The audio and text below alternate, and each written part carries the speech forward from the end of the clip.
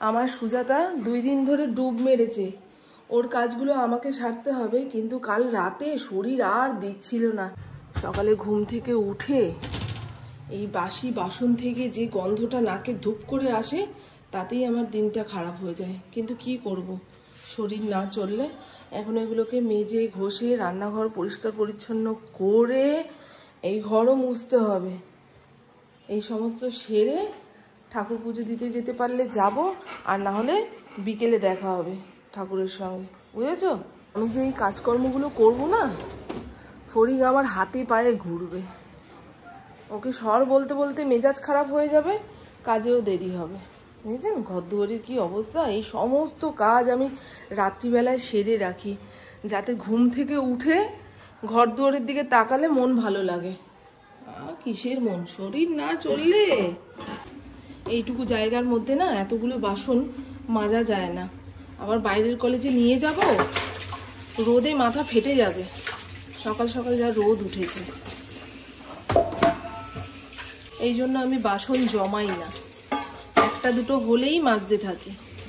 কিন্তু কাল আর খেয়াল নেই, চটপট ঘরের কাজ সেরে পুকুকে নিয়ে বেরিয়েছিলাম। আসার পরে আর ইচ্ছা করছে না। প্রত্যেক দিন যদি ঘর সংসার ফেলে শপিং করতে দৌড়াই, তাহলে তো সব এদিক ওদিক হবে। আবার আজকে যেতে হবে। পুকুর কলেজে যাওয়ার জুতো কালকে কেনা হয়নি, এত খোঁজাখুঁজির পরেও পাওয়া গেল না। আজকে আবার যেতে হবে। দেখি, ইন্দ্রকে বললাম ছাদের গাছগুলোতে জল দাও, কাল সারাদিন ওগুলোকে জল দেওয়া হয়নি। একটু পরে ট্যাঙ্কির জল গরম হয়ে যাবে, সেই গরম জল গাছের গোড়ায় পড়লে না ভাপিয়ে উঠে গাছগুলো মরে যাবে। এই দেখুন, কালকে অনেকগুলো কসমেটিক্স কিনে নিয়ে এসছে, সেগুলো এখন জায়গা মতো তুলবে, তারপরে এই জায়গাটা ফাঁকা হবে। আমি জাস্ট ঘরটাকে সাপটে নিচ্ছি, সাপটে। ওরে সর্বনাশ রে, বেশি ভালো করে মুছতে পারবো না, অনেক দেরি হয়ে যাচ্ছে। ইন্দ্রকে ছাতু মুড়ি দিতে হবে, তার আগে যেন স্নান করে আসতে পারি। স্নান না করে না খাবার দাবারে হাত দিতে ইচ্ছা করে না। এমনকি জলের বোতলগুলোও ভরতে পারিনি। ও ঘুম থেকে উঠে পড়েছে, ভরে দেবে। এই নাইটি বলছি, দেখেছেন? পেটে খিদা, মাথায় তাড়া থাকলে এক বলতে যাই, মুখ থেকে আরেক বেরোয়। কুর্তিগুলোকে বলছি নাইটি, একদম পিওর কটনের। এগুলো ওয়াশিং মেশিনের মধ্যে কাচলে যে ঔজ্জ্বল্য ভাবটা, সেটা চলে যায়। যতটা পারি হাতে কেচে দেওয়ার চেষ্টা করি। একেবারে পুরনো হয়ে গেলে ওই নাইটির সঙ্গে কাচা দেওয়া হবে। আপাতত এগুলো এদিক ওদিক পড়ে যাওয়ার জন্য খুব ভালো। কালকে স্টেশন মার্কেট থেকে আসার পথে এই সমস্ত জিনিস কিনে নিয়ে এসেছি। এটা কি কুরকুরে?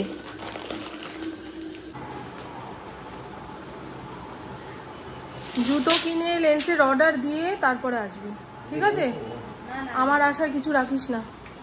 শুভ সকাল বন্ধুরা, কেমন আছেন আপনারা সবাই? নিশ্চয়ই খুব ভালো আছেন, আমিও খুব ভালো আছি। আজ হলো সানডে, ঘড়ির কাঁটা 12টার ঘরে। ইন্দ্রর সঙ্গে পুপু বেরোলো কলেজের জুতো আনতে। কালকে শ্রীরামপুর পুরো চষে ফেলেছি, পুপুর সাইজের জুতো পাওয়া যাচ্ছে না। সামনে যে খাদিমস রয়েছে সেখানে গেলে হয়তো পাওয়া যাবে, তারপরে লেন্সের অর্ডার দিয়ে বাড়িতে আসবে। ভালো হয়েছে, বাবার সঙ্গে একটু না বেরোলে হয়? যেখানেই যাব মা তুমি চলো, এদিকে মায়ের কাজকর্ম পুরো লন্ডভন্ড হয়ে যাচ্ছে। প্রত্যেক দিন বেরোলে না সংসার কেমন অগোছালো হয়ে যাচ্ছে। এদিকে আমার ব্লাউজ পিস কেটে যে বানাবো সেই সময়টুকু পাচ্ছি না। আগামীকালও কলেজে যাবে, পুরো বাড়ি ফাঁকা। দেখি আমি আমার ব্লাউজটা বানিয়ে নেওয়ার চেষ্টা করব। জানি এই বয়সী মেয়েরা একটুখানি মাকে সঙ্গে নিয়ে কাজকর্ম করতে ভালোবাসে, মা না গেলে তাদের কাজকর্ম ইনকমপ্লিট থেকে যায়। নেবে সেই নিজের পছন্দে, তবুও মা গেলে মা এটা ভালো লাগছে, মা যদি ঘেটিটা নেড়ে দেয় ব্যাস, বাড়ি এসে মায়ের দোষটা দেওয়া যাবে। হ্যাঁ, যখন নিচ্ছিলাম তখন তো ঘেটি নাড়লে, এখন বাড়ি আসার পরে তুমি বলছো ভাল লাগছে না। সেই কারণেই মাকে নিয়ে যাওয়া আর কি। আজকে একটু আমার বাপের বাড়িতে যাব জামা কাপড়গুলো দিতে। কোন বাচ্চার জামা ফিটিংস হলো না হলো, তারপরে যদি পাল্টাতে হয়, বাপরে বাপ। এই বাচ্চাদের জামা কাপড় আনার পরে না মাথার মধ্যে ভীষণ চাপ থাকে, পাল্টাতে যেতে হবে। যখন কেনাকাটা করে আনবো তখন দেখবেন হাসি মুখে বিদায় দেবে, যখন পাল্টাতে যাবেন কি বিরক্তি তাদের মুখে। আমার ওটাই তো ইচ্ছা করে না। সে যাই হোক, ছেলেদের জামা তো, বড় হলে অসুবিধা নেই। ছোট হলেই বলবে দিদি একটু বড় দিতে পারলে না, পরের বছরেও পড়তো।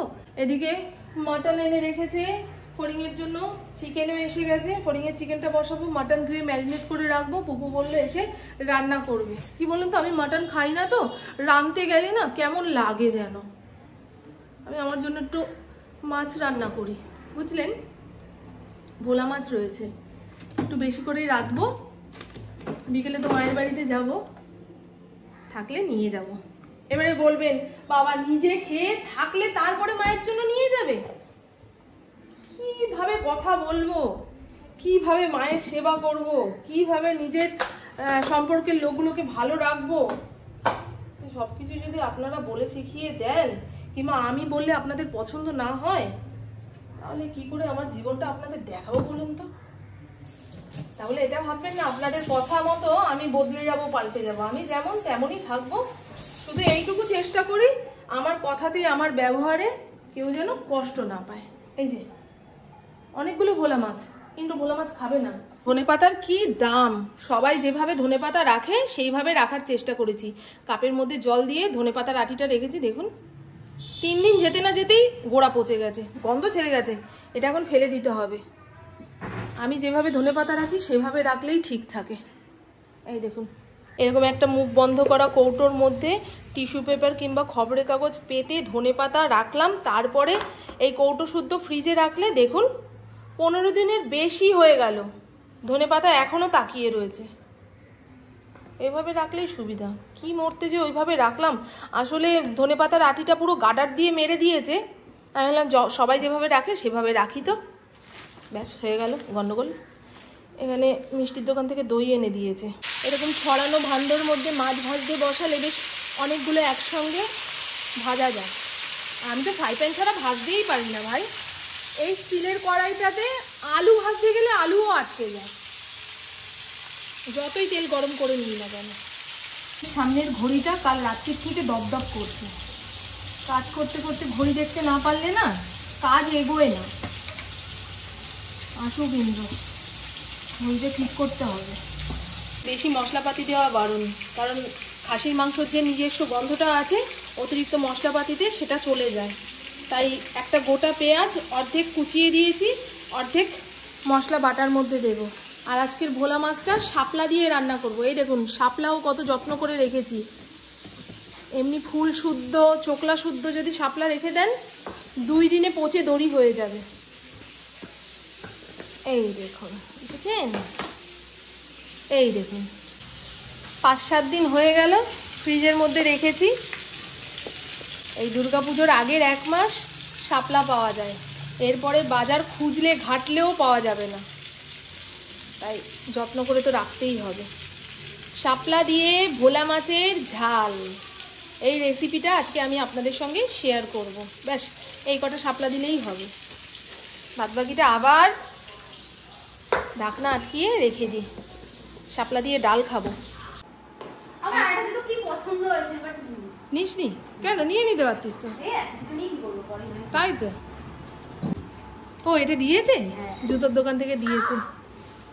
এটাই আসল পজিটিভিটি, জানিস? এত টাকা খরচা করে যে জিনিসপত্র কিনবো, প্রত্যেক দোকান থেকে 2-1টা করে গিফট পাওয়ার পরেই মন ভালো হয়ে যায়, তাই না বন্ধু? পকেট থেকে কতগুলো টাকা বেরোলো সেই হিসাব আর থাকে না। তাই মানে 2টো জুতো মিলিয়ে তো? হ্যাঁ, এখন তো জুতোর দাম হেভি। এই তুই আঙুল ছাড়া জুতো নিয়েছিস, হাঁটতে গেলে সামনে পা এগিয়ে আসবে না তোর? না। আর তুমি মানে ওই সারা জীবন ওই এক্সারসাইজ বড়দিন তো আমার 5 বছর পড়বে, তুমি ওই ধরনের। ঠিক আছে নি, ভালো লাগছে? হ্যাঁ, তোর পছন্দ হয়েছে তো? ব্যাস তাহলে আমার তো পছন্দ হয়েছে। শাপলা দিয়ে ভোলা মাছের ঝাল বানানোর জন্য কড়াইয়ের মধ্যে পরিমাণ মতন তেল দিয়েছি, দিলাম কালো জিরে ফোড়ন। শাপলাটাকে টুকরো টুকরো করে কেটে লবণ মাখিয়ে রেখে দিয়েছি যাতে শাপলার এক্সট্রা জল বেরিয়ে যায়। এখানে জিরের গুঁড়ো, হলুদ গুঁড়ো আর অল্প একটুখানি লঙ্কার গুঁড়ো ভিজিয়ে রেখেছি। এখানে কাঁচা লঙ্কা টমেটো পেস্ট বানিয়ে রেখেছি, সর্ষে গুঁড়ো পাউডার জলের মধ্যে ভিজিয়ে রেখেছি। ফোড়নটা একটুখানি চড়বড় করে আসলে টমেটো আর কাঁচা লঙ্কা যে পেস্ট বানিয়ে রেখেছি সেটা দিয়ে দেবো। জিরের গুঁড়ো, হলুদ গুঁড়ো, লঙ্কার গুঁড়ো যে ভিজিয়ে রেখেছি সেটাও দিয়ে দেবো। মশলাটা কষতে কষতে যখন সাইড দিয়ে তেল বেরিয়ে আসবে আগে থেকে লবণ মাখিয়ে রাখা শাপলাগুলো এর মধ্যে দিয়ে দেবো। মশলার সঙ্গে শাপলাটা ভালো করে কষানো হয়ে গেছে, এক ফোঁটাও জল ছাড়িনি। তবে আমি মাছের ঝালটা গা মাখা করে রান্না করব, একটু জল তো দিতেই হবে ঝোলের জন্য, তাই অল্প একটুখানি জল দিয়ে দিলাম। এবারে আগে থেকে ভেজে রাখা ভোলা মাছগুলো এর মধ্যে দিয়ে দেবো। সানরাইজের সর্ষে গুঁড়ো পাউডারটা ভেজানোর পরে যখনই ছাঁকবেন খুব সুন্দর একটা পেস্ট বেরিয়ে যায়। দিয়ে দিলাম। সর্ষে গুঁড়ো পাউডার দিয়ে রান্না মানেই অল্প একটুখানি কাঁচা তেল দিয়ে নামাতে হবে। দিয়ে দিলাম কাঁচা তেল, আর এখানে ধনেপাতা কুচিয়ে রেখেছি। হং বং চাং, মাছের ঝালকে পুরো বানিয়ে দিলাম জঙ্গল। পুপু সবে স্নান করে বেরোলো, এখন সাজুগুজু করতে আধা ঘন্টা। জানি না সে কখন মাংস চাপাবে আর কখন রান্না হবে। আমি আমার রান্না তো রেখে দিয়েছি, খিদা পেলেই খেয়ে নিতে পারবো। তবে এই মুহূর্তে দারুণ একটা খিদা পেয়েছে। কালকে স্টেশন মার্কেট থেকে আসার পথে একখানা কেক এনেছিলাম। কাটতে কাটতে যখন খাওয়া হয়ে যাবে তারপরে বলবি কেক এনেছিলে না, কোথায় আমাদের তো দিলে না। আর এখন সবাইকে সাধবো না, খাবো না, পরে খাবো, রেখে দাও, পরে খাবো। একটা জিনিস ঘরে কতদিন এনে পচানো যায় বলুন তো? গোল গোল করে লেবু কাটলে কিভাবে চিপড়ে নেব? সে যাই হোক বন্ধু, এই হলো মাটনের ঝোল। আলু আদৌ সেদ্ধ হয়েছে কিনা জানি না। ইন্দ্র তোমারটা বাটিতে দিয়ে দেবো? ইন্দ্রকে বাটিতে বেড়ে দিলে সুবিধা হবে। হোটেল ম্যানেজমেন্ট নিয়ে পড়েছেন? হ্যাঁ। আচ্ছা, মাংসর কালারটা ভালো আসেনি তাই না ইন্দ্র? খুব সুন্দর কালার হয়েছে। তোমাদের অপেক্ষায় দেখো, আমিও 3টের সময় খেতে বসছি। তোমরা হলে পারতে না কিন্তু। দেখো তোমাকে দিয়ে দিলাম, আমার খাবার বাড়ার আগে তুমি খেয়ে নেবে।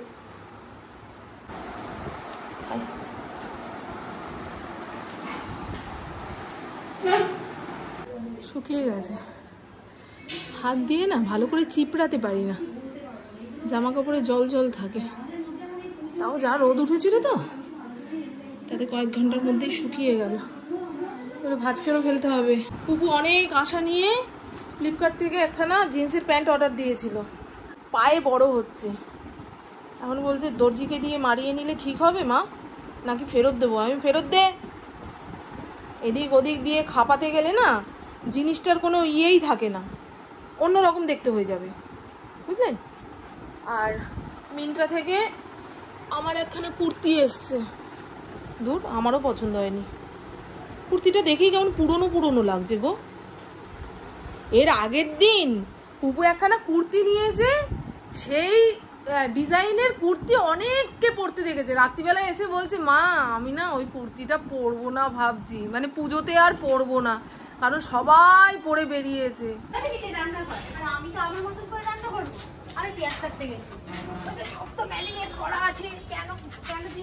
দুটো বাজে, ও তখন পেঁয়াজ রসুন বের করে মাংস ম্যারিনেট করে নাকি রান্না করবে। হ্যাঁ, তাহলে লোক খাবে কখন?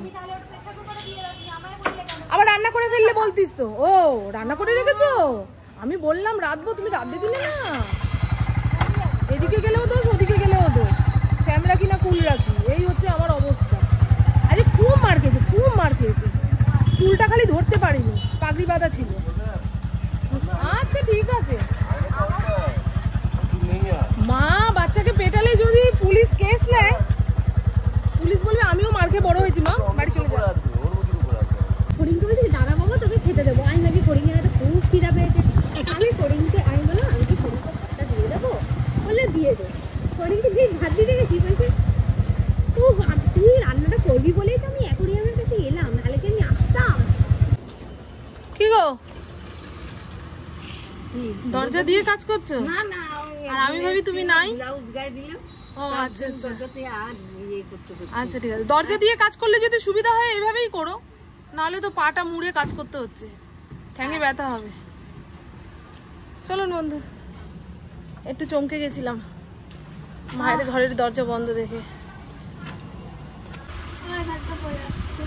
আর কাকে ডেকে নিয়ে আয়।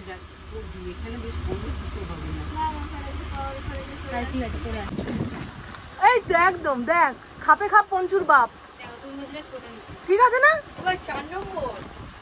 একটুখানি ছাড়বে, দেখ পরে একবার দেখেই যা। দেখেছিস কত লম্বা হয়েছে? আমি বললাম না ওর প্যান্ট একদম ঠিকঠাক হবে।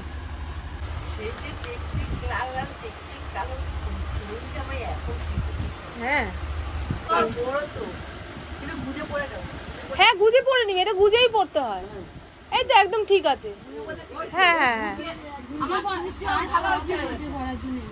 সব গুজে পড়ার জন্য, লেন্থে বড় তো, এমনিতে তোর ইয়েতে ঠিক আছে। হ্যাঁ গুজেই পড়বি জিন্সের ইয়ের সঙ্গে। হলো না কেন তুমি? এই দেখো ঠিক আছে, ভালো আছে, পরলে সুন্দর লাগবে।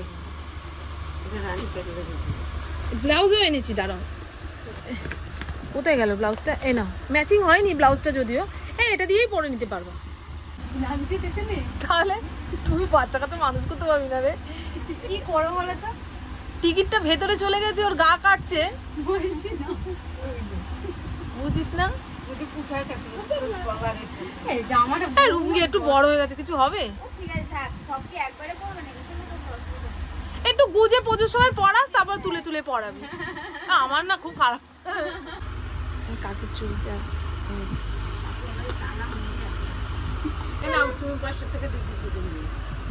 আমার মা আমাকেও দিয়েছে।